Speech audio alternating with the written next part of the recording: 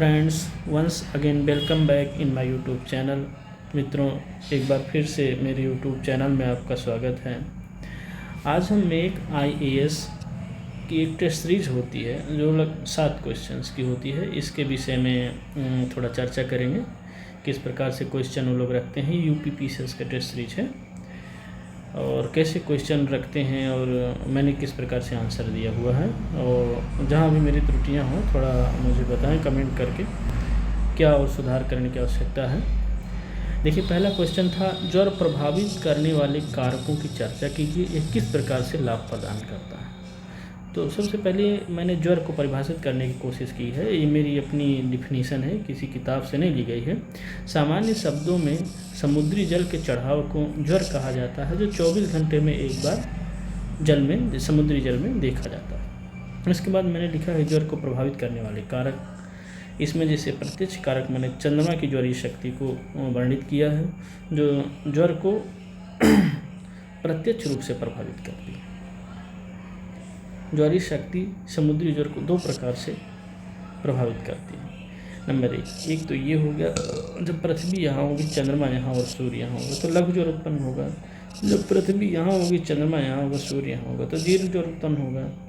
फिर दूसरा मैंने क्या, ज्वर को प्रभावित करने वाले अप्रत्यक्ष कारक, यानी यहाँ पर प्रत्यक्ष कारक मैंने लिखा था और यहाँ मैंने लिखा है अप्रत्यक्ष कारक। समुद्री तट का आकार, समुद्री तट का आकार किस प्रकार का आकार है। समुद्री पवनों की दिशा किस तरह से चलती है।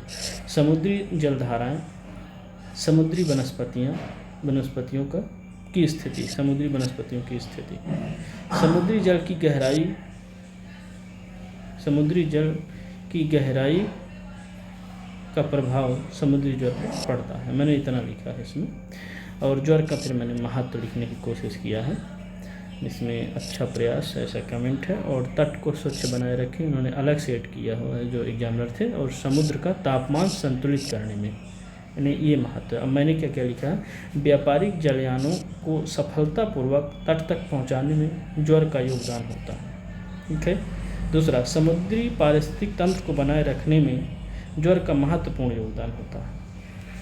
तीसरा मैंने लिखा है, समुद्री मत्स्यन में ज्वर का महत्वपूर्ण योगदान होता है। समुद्री व्यापार में इसकी सहायता होती है ज्वर से। समुद्री तट को सूखा रहने से ज्वर बचाता है। ज्वर एक सामान्य प्रक्रिया है, ये मैंने थोड़ा निष्कर्ष लिखा है, निष्कर्ष के लिए और स्पेस होना चाहिए, स्पेस बचा नहीं इसमें। ज्वर एक सामान्य प्रक्रिया है जिसका एक विशेष आर्थिक महत्व होता है। बस इतना ही है, लेकिन निष्कर्ष उतना सही नहीं है शायद। और इसमें मुझे नंबर मिले हैं 3.5 8 में से।